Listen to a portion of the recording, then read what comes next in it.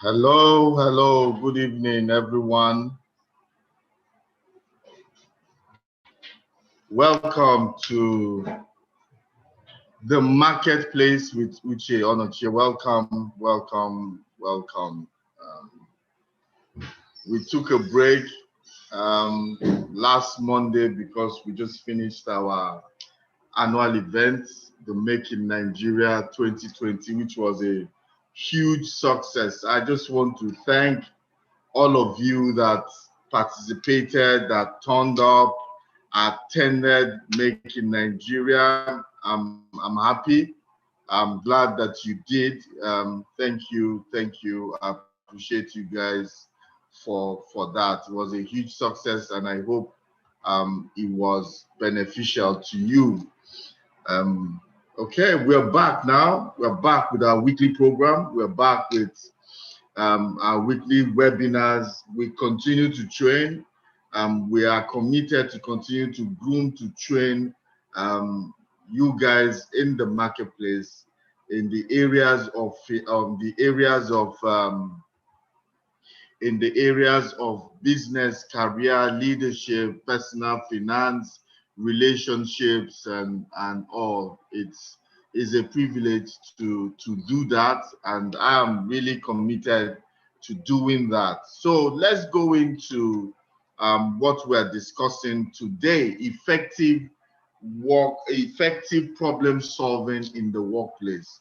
You know, I've had a lot of people that say, look, especially in our local parlance, they will say, I don't have energy. I don't have energy. Please, I don't have energy. People are shying away from problems. They don't realize that without problems, they can't grow. Without problems, you can't become a better person. Without problems, you can't develop in any way. Without problems, you can't even move higher. Without problems. So it's important that we begin to look at problems from a different light today. Problem is good. At the end of this presentation, you realize that problem is good. Problem is good. It's not as bad as we think.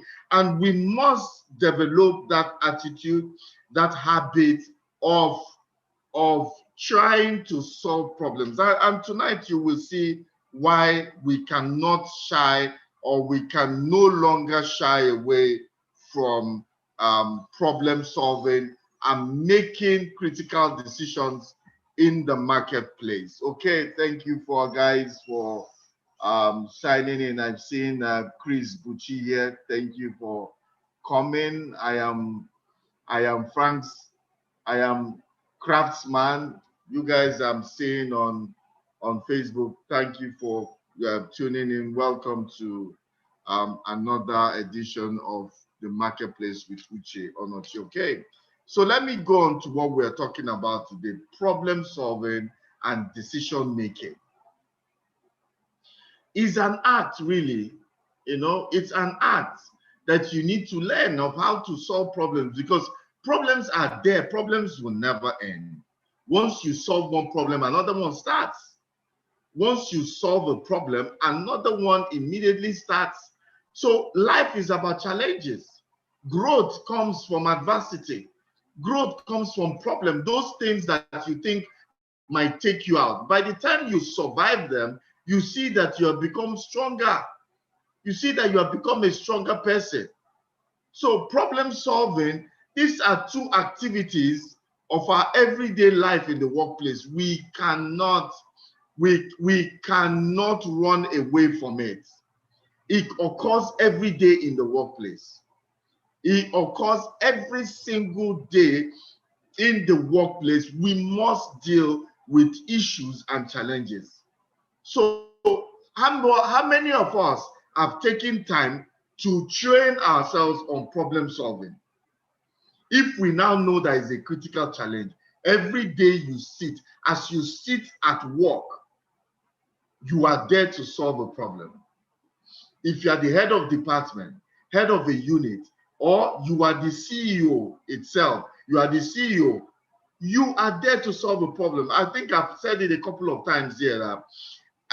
A CEO, an entrepreneur is like someone that goes to work.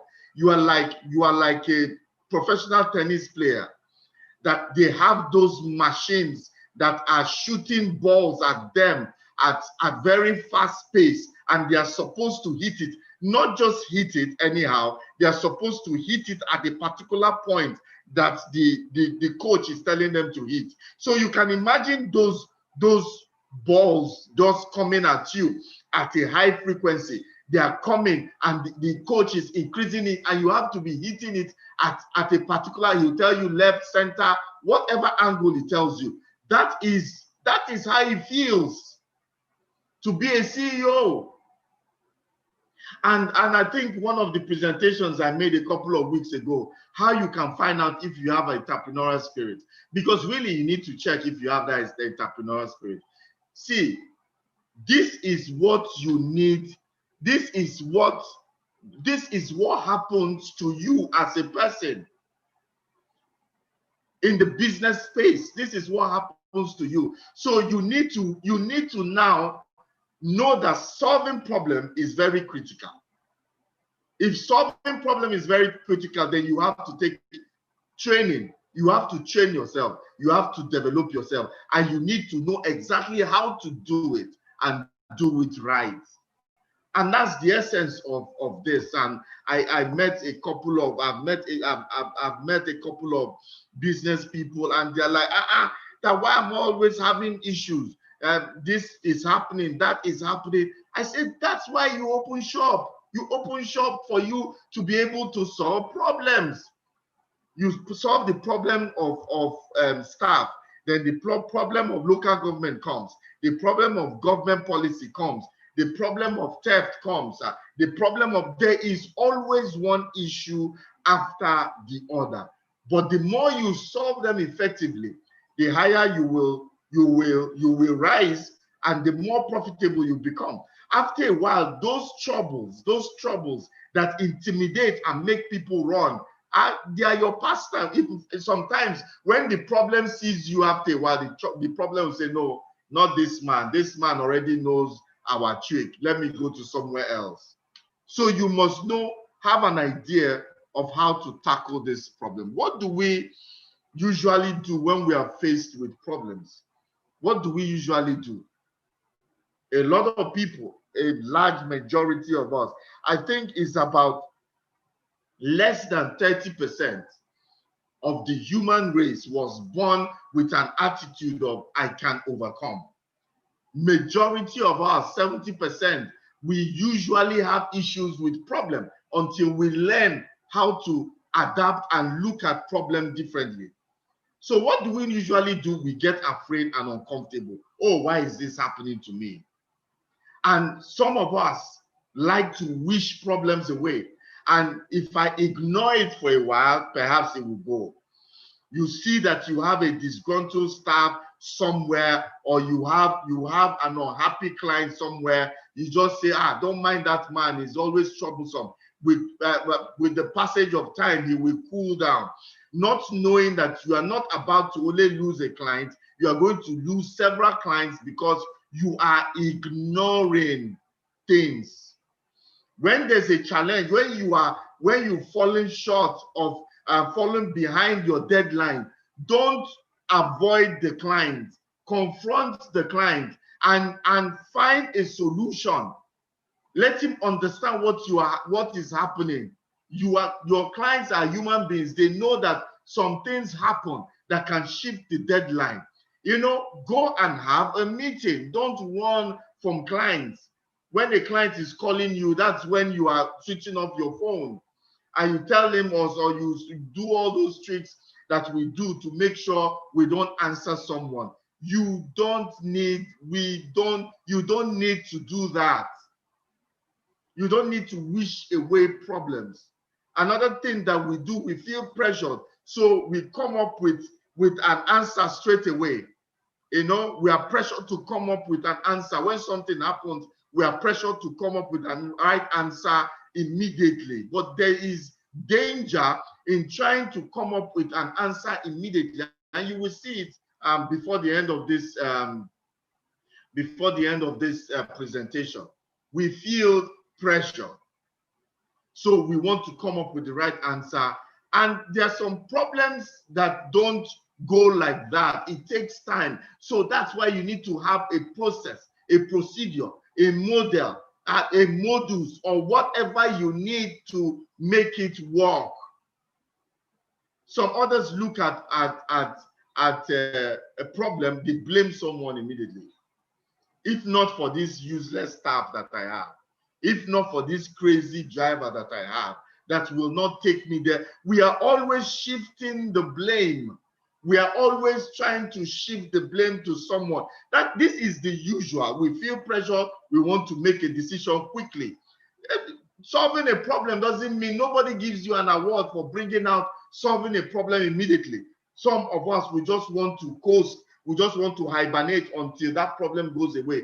It never go away. This is our usual style. The usual style of close to 70% of people do this until they unlearn this and learn how they can tackle issues. So being faced with a problem becomes a problem for them. You know? And it's a problem when being faced with a problem becomes a problem. It becomes a problem because there's always going to be a problem. So you're always going to be, so when being faced with a problem is a problem for you, it means it's double tragedy. It means it's double travesty for you, because that is being faced with a problem becomes a problem for you. Problems can never go away. So it's a challenge. You cannot live your life hiding. You cannot live your life being afraid. You must learn to confront these problems and challenges. You must learn to confront them. Why do we now see problem as a problem? Let's look at that. Why do we see problem as a problem? The two reasons why we tend to see a problem as a problem is because the problem has to be solved and we're not sure how to find the best solution. We are not sure if we know how to solve that problem. But tonight, I'm going to give you steps and procedures of how to solve problem. If you can memorize it and put it in your own steps, because this is how I do mine. This is how I look at things. The steps that I will give you tonight is how I look at things, so that it becomes easy for me to arrive at the best possible solution. People are scared of problems because they don't know if they can find the best solution. And so maybe you have superiors that are expecting you to come up with the best solution for the challenge problems that the company is facing. So you are afraid and enter into depression, and you are pressured because you don't know how to find a solution that is working your organization internally. Secondly, there will probably be conflicts about what is the best solution. Some people, for fear of being confronted, that this is your solution. Sorry, not fear of being confronted, fear of defending this best solution, because when you come up with a solution, you have to defend it. In the corporate world, you have to defend it before management. If you go for a management meeting, a top management meeting, board meeting, whatever the solution is, you have to defend it. And some people, since you are not sure of the solution, if it's the best, because you don't have a procedure to do it, a process to do it, then you become afraid because you don't know how to defend it. And because you don't know how to defend it, because you don't know if it's the proper solution, what you tend to become conflict adverse. You tend to shy away from conflict. But growth is in conflict. Can someone type for me? Growth is in conflict. Growth is in conflict. Somebody just type it out there. Just put it out in the chat. Wherever you are, Facebook, just type it out. Growth is in conflict. you discover growth. You are stretched. You are stretched to grow in conflict. So don't be conflict adverse at all. We don't feel comfortable. Being conflict adverse means that we don't feel comfortable dealing with conflict. We don't feel comfortable dealing with conflict, and we tend to have the feeling that something is going to go bad. Why are we always thinking that something is going to go bad? Why do you now have to think of a bad thing twice? Why do you have to get to the point that you're thinking that something is going to go bad? Okay, so this is the goal of good problem solving process. If you have a good problem solving process, it makes you or your organization to become conflict friendly and conflict competent. Someone put out the chart there: conflict friendly and conflict competent. Your organization and you as a person must be conflict friendly or conflict competent. So it means that you are there, you are ready for any conflict that comes. You must be conflict friendly. You must be conflict competent. So as it comes, you are ready to do battle with it because you have the processes and you know that you arrive at the best solution there is. Okay, let's look at some facts about problems and conflicts. They happen all the time. Problem and conflicts, they happen all the time. But what happens is that they are opportunities to improve the system, your organization, your company, your association, your affiliation, whatever it is. And they're also opportunity for you to improve on your relationships. So two key things that you take away from here is that conflict helps you to build better systems and conflict helps you to build better relationships. Without conflict, you cannot have a good system that works for all. You might have a system that benefits certain people and does not benefit all. You can have a system that benefits a certain class of clients and not all. So what it means is that you are losing out on a certain category of customers. Likewise, you can have 30 employees and only 10 of them feel that they are staff. The others don't feel that they belong. They don't have a sense of belonging. You don't know it because you have not been able to handle conflicts in a way that is all-encompassing, in a way that everybody is included, feel included. So listen, conflict is an opportunity for us to grow. They are actually providing us with the right information. Conflict is providing you with an information how to use that we can use to fix what needs to be fixed and to do a better job. So conflict is what? It's giving you information that there's something wrong with you. At least those of us in Nigeria and in the tropics, we're used to malaria fever. So everybody knows how their body system works. You see, for some people, they begin to have aches at their joints. Climbing staircase becomes an issue. They begin to have constant headaches, because that is a sign that malaria is coming. So they begin to get ready and say, I feel that maybe I should take medication, because you know your system. The same way when problem and conflict comes, they're not there to take you out. They're not there to kill you. They're just there to tell you, do it right. They are there to tell you, Try something new because this one is not working. It's telling you try something new. See, if you are able to look at problem in this way, when problem comes, you almost welcome it. At least almost. So when problem is coming, you are excited to the extent that when problem comes, you say this one is bad market. I will not come here. This one is bad market. Because you are expecting it, it will surely come. But you know that when it comes, it's an opportunity for growth and not an opportunity for death.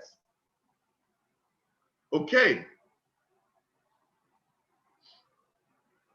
Let's now look at some of the common mistakes in problem solving. Some of the common mistakes. In fact, the major common mistake in problem solving is trying to solve a problem straight away. Don't be pressured to solve any problem straight away. Recognize the symptoms. Recognize that something is wrong. Then start the process. Then you start the process of finding the right solution to it. See, they don't give prize for somebody that comes up with the best solution instantly. No. Most of the time, some problems can be fixed instantly, but they are very few. They are very few. Everything that is what it takes time. It takes time. So don't be in a hurry. Don't be in a hurry to collect that contract. They give you a contract, say I give you 1 hour to sign it, and you are excited because the contract is 50 million. You are excited. You don't even have time to read those thin lines, and you go and sign yourself into trouble. A business partner comes, you are excited because you need something new to happen in your life, and all of a sudden you just agree. Then you put yourself into deep problems.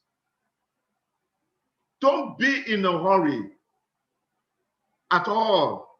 You must weigh and assess everything on its merits.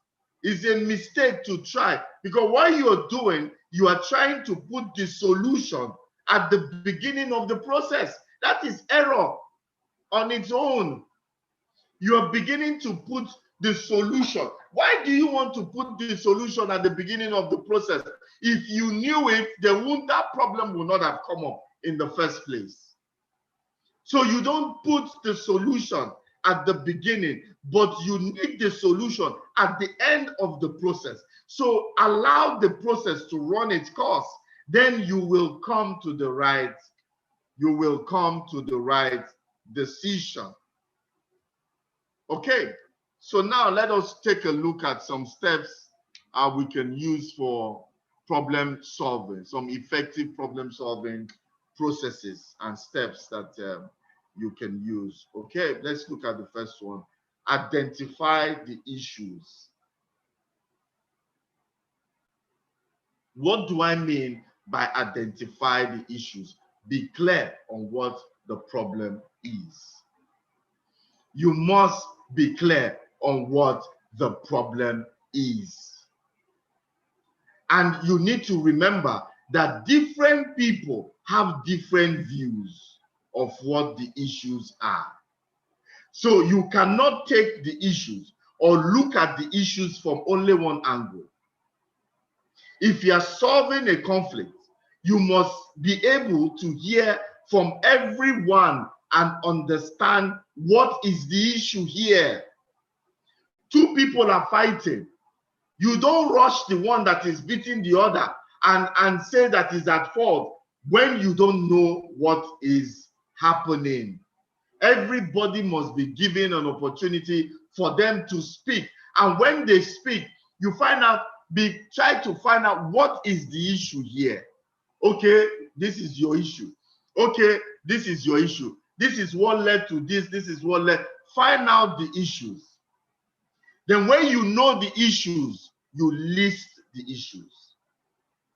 Please, in these steps, always look at, if you can see my slide, always look at the last thing I put on the slide, because it's important. It leads us to the next step. is step upon step, line upon line, precept upon precept, that you need to find out. You can use this to develop your own, you can use it to develop your own process that works for you. So now you have listed the issue. Number one, list all the issues the way they are being said. And when you list it, you will now separate it from the interest. So now, step one, list all the issues. Step two, understand everybody's interest. Because the reason why there's a conflict is because people's interests are not being accommodated. People feel that their interests are not being accommodated. So when you list the issues, you keep it one side. Then you now begin to find out what are the interests that is causing this conflict. Interests are the needs that you want satisfied by a given solution.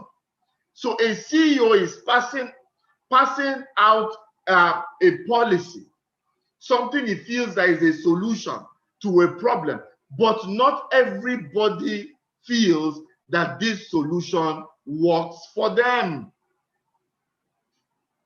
So interest is very important. Why is there a riot? Why do we have riot? What is the cause of the riot? Then begin to look at the interest. Don't ignore your own true interest in everything that you do. Your interest, don't be shy to say, no, I cannot say what my interest is. I cannot, some people, they have issues, but they are shy of saying that their issues or bringing out that their issues forward, because they will feel that maybe they will look immature when they say it. They will feel cheap when they say it. They will feel stupid when they say it. See, if you feel that your interest will sound stupid to the other person, then it's no interest. Then you don't waste our time to join a conflict or a protest when you cannot come up and say, this is my interest. And guess what? Don't ignore your interest, no matter how flimsy it is, because that thing is worrying you. And as it's worrying you and you are part of a system, you will continue to be the weak link in the system if that thing is not sorted out. The best solution whatsoever is one that satisfies everyone's interest. So step one, list the issues. What happened? Then you now come back. I know that this happened. What is your own in this matter? What is paining you in this matter? Why are you aggrieved concerning this matter? What is wrong in this matter? So you've listed the issues. Now is the interest. And when you are at this stage, is the stage of active listening. Because the best solution is the one that satisfies everybody's interest. The one that satisfies everybody's interest. This is the time for active listening. Listen. Then put down your differences for a while and listen to each other. If the conflict is between two people, then now put down your differences and speak now, be truthful about what your interests are and what the issues are. And once you can separate them and bring them out, at least 50% of the journey has been achieved. Now you separate now the naming of interest from listing of solution. So let's now go to solution. We have the issues. We now know the interest. Let's now look at the solution options. So this is now, you understand now the issues, then you also understand the interest. So you put everything on the table and begin to do your brainstorming. This is now where your brainstorming activity comes. How can I marry these issues with this conflict? These issues with this interest? How can I do this? This is the time that you become creative as the conflict manager, as the one that can handle the issues. that handles the issues, or that the one that is handling the issue or handling the conflict. This is now the time that you really need to sit down and say that these are the issues, these are the interests. How can I come up with a solution that satisfies everybody to an extent? I don't think in life you can win 100%. I've not seen anything you can win 100%. Life is give or take. You give some, you win some, you lose some. But as long as you are able to make sure that your interests are known, and to a large extent your interests have been satisfied, you can cope with the ones that you don't have. So now is the time for you, after looking at those two, God will give you wisdom for you now to be able to tabulate some possible solutions. I say tabulate some possible solutions to the problem. But that is not the end of the matter. It's now you come up with 6 or 7 options that can work based on what you have heard and based on what you have written down. Is someone understanding me here now? You need to list the issues, list the interests, come up with the best solution, how you can marry everything and come up with one that satisfies everybody to a large extent. But know that in listing of these options is different from evaluation of the options, which is where we're going next. Okay, so now you have listed all the possible options that can solve this problem, assuming there are 7 of them. Then you begin to now evaluate the options. What are the pluses? What are the minuses?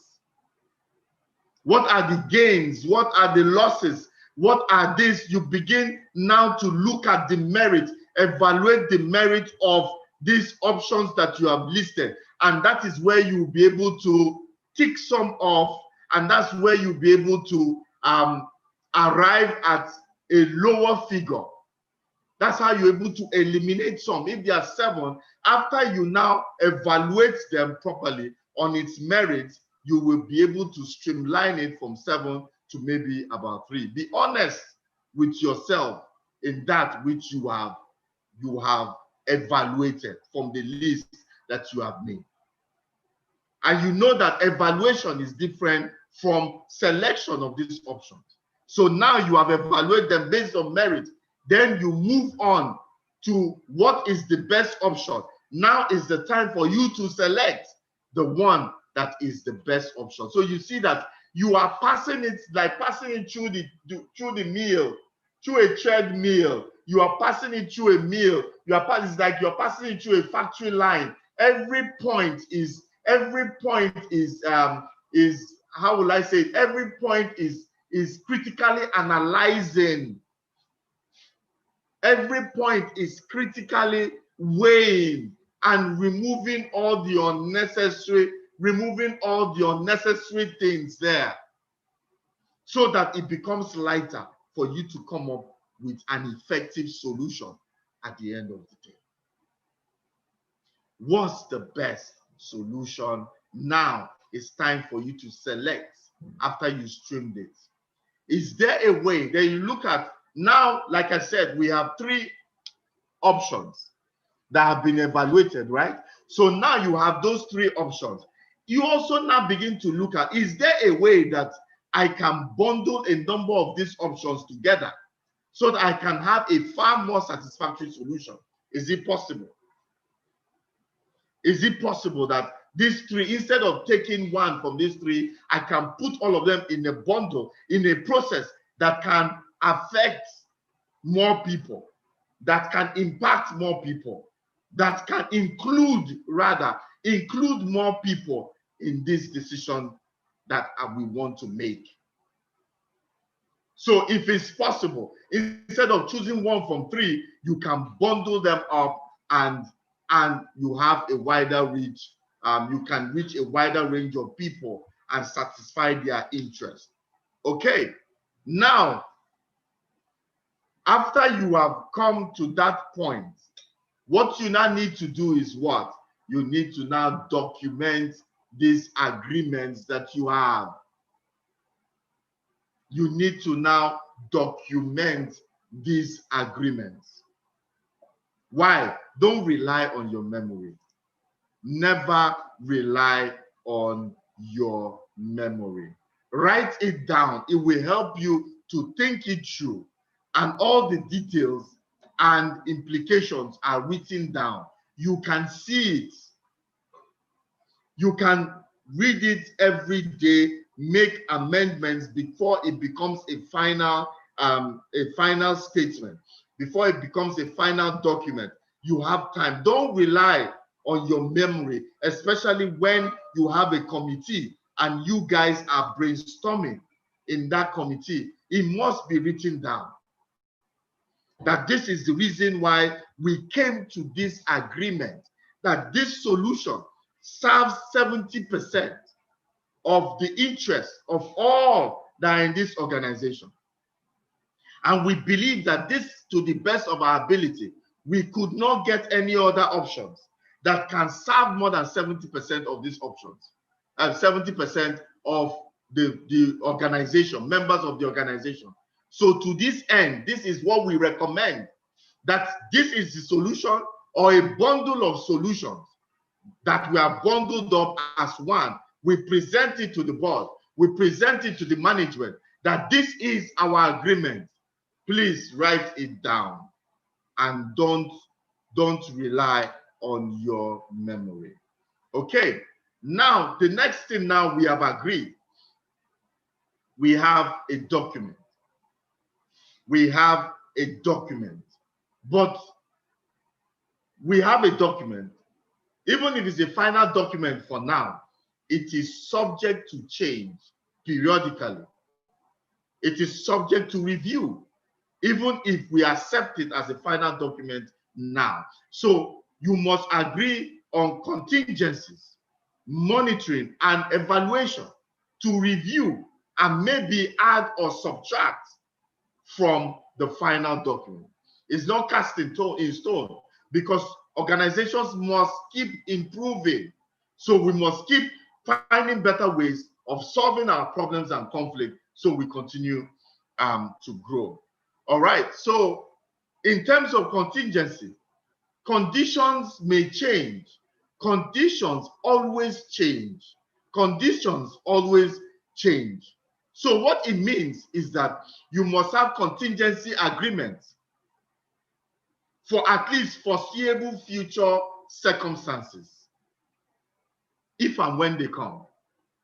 So this is the condition. This is the document we have. So now we also sit and say, what can be the foreseeable future circumstances? Okay, based on that, we have to have contingency agreements. It's just like when you're doing a budget. We believe that 1 million naira can serve this project. But we always put contingency. You will see it in every bill, in every project. Contingency, they will put 250,000, 500,000, as the case may be. Because we are saying in the near future, there might be inflation. In the near future, something might happen that can destabilize this project. So let us put contingency plan just in case. The same way, when you are solving a problem, you must have contingency agreement. Peradventure this happens, you do this. Peradventure this happens, let's do this. At least the ones you can foresee in the near future. So you must have that. Then another thing is that you must come up with a way to monitor compliance and follow through. Because you would have wasted hours, man hours, to go through this process if you cannot monitor compliance and follow through. Then what is the essence? What is the essence of having a problem-solving process and model when we're not able to follow through.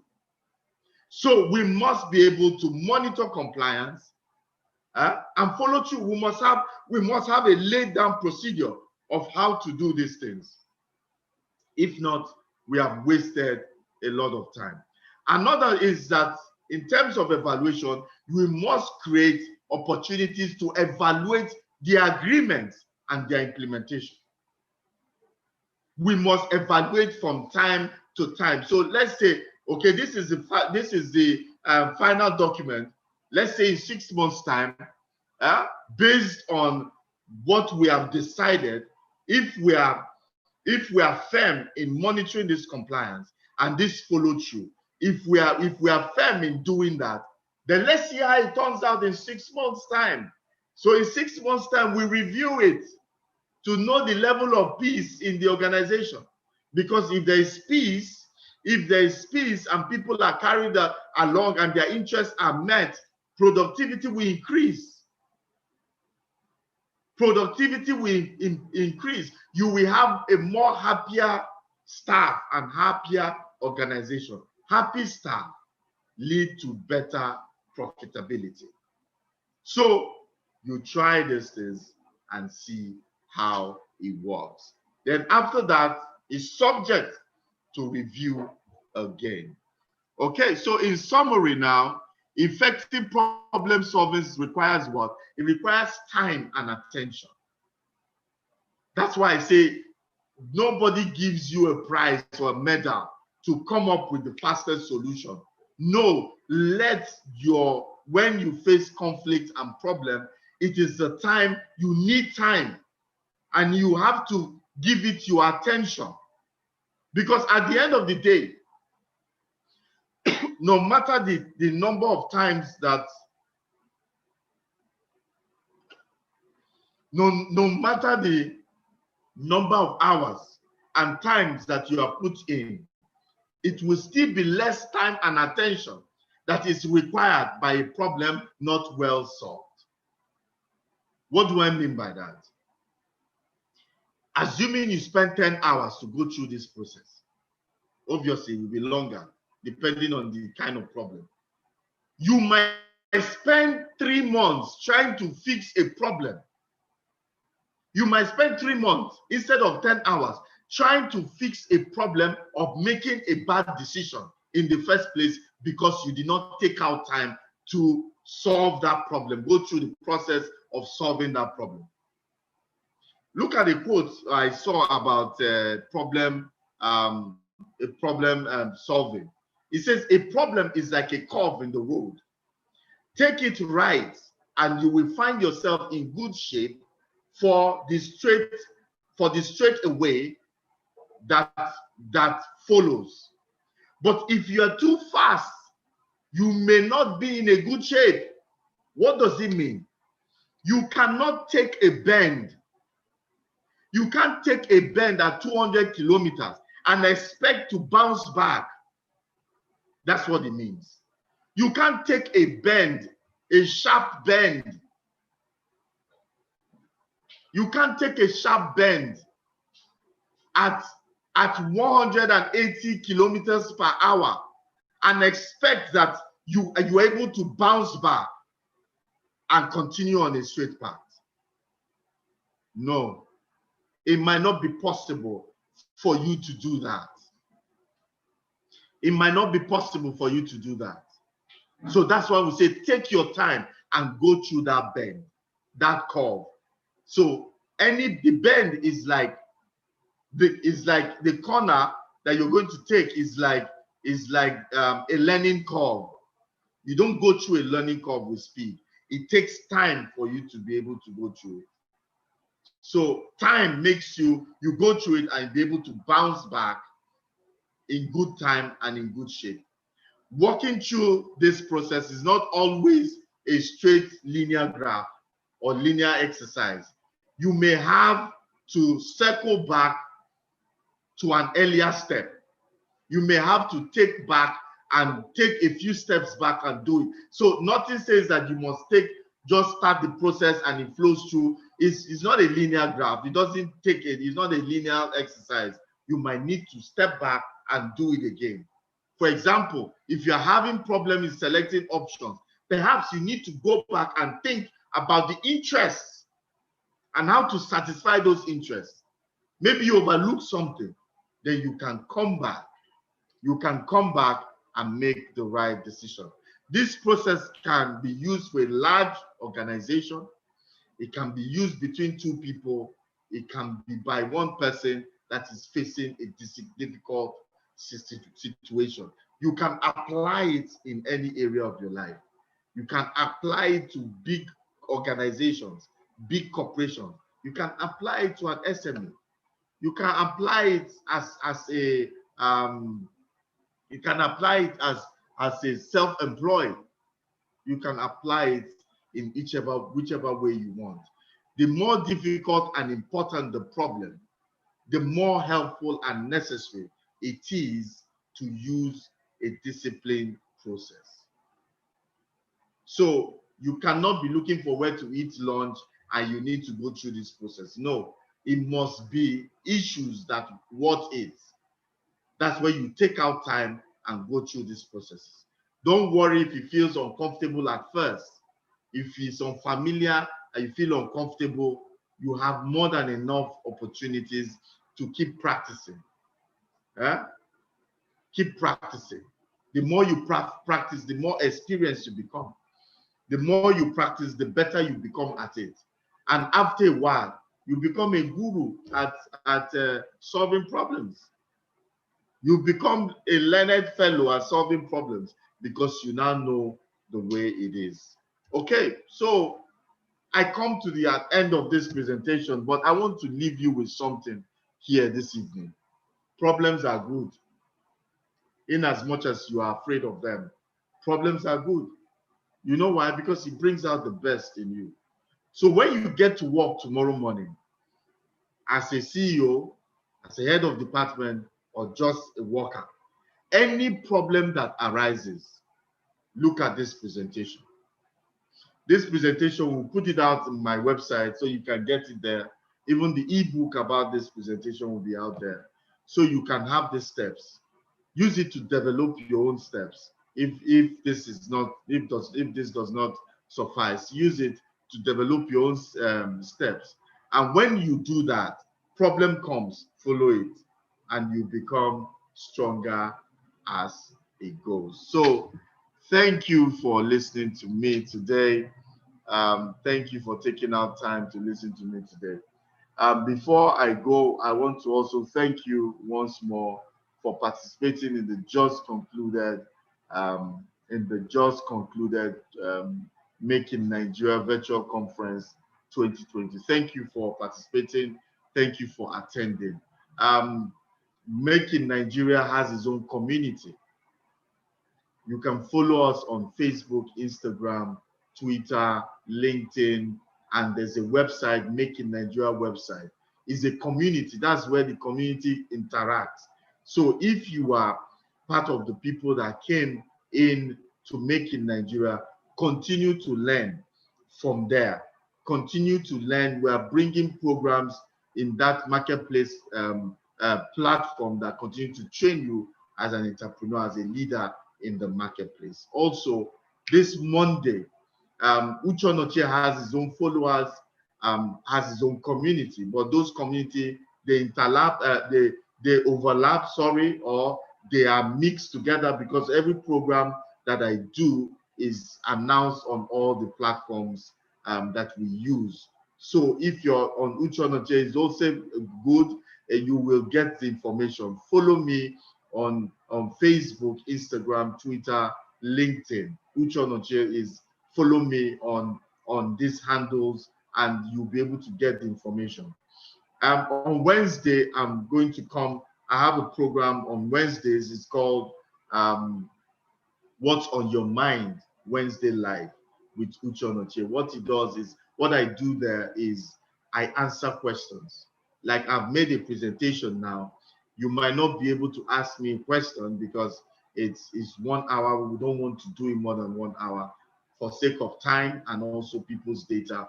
So, but you can ask me any question in the area of career, business, leadership, personal finance, relationship, marriage, any of those areas. You can ask any question within that. I will answer you. It's been impactful for both me and the people that ask those questions. So I look forward to asking me questions. It's at 4 p.m. every Wednesday at 4 p.m. Those that put in their questions, I answer. I hope to see your question. I will gladly like to answer it. Okay, so look forward to seeing you on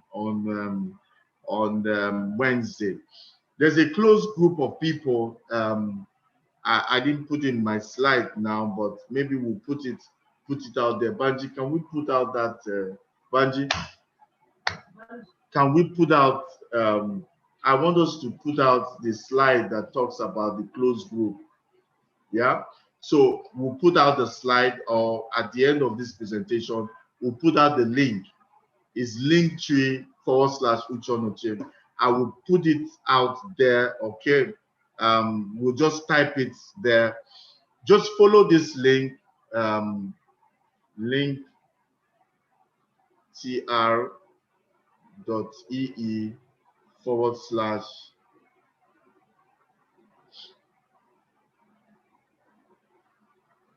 Okay. Link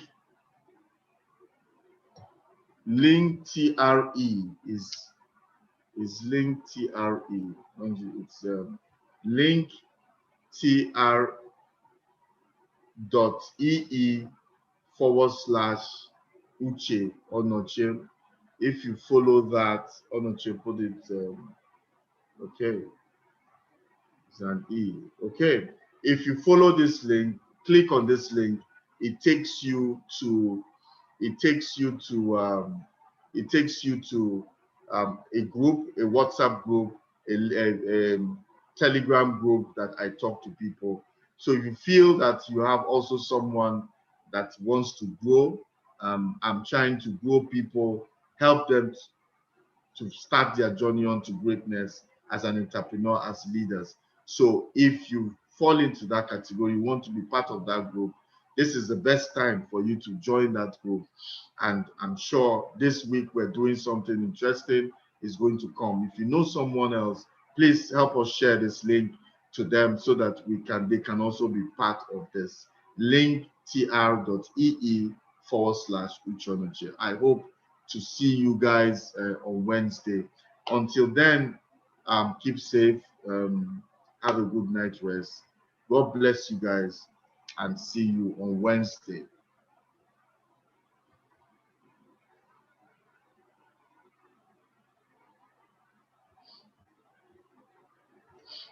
Okay, link. Let me just put.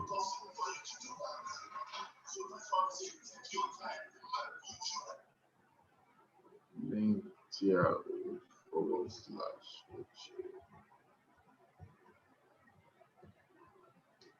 Okay. All right. To those of us on Zoom, I've just put out the slide there, the link there. Click it, and it will take you to that group. Okay. Thank you. Have a good night rest.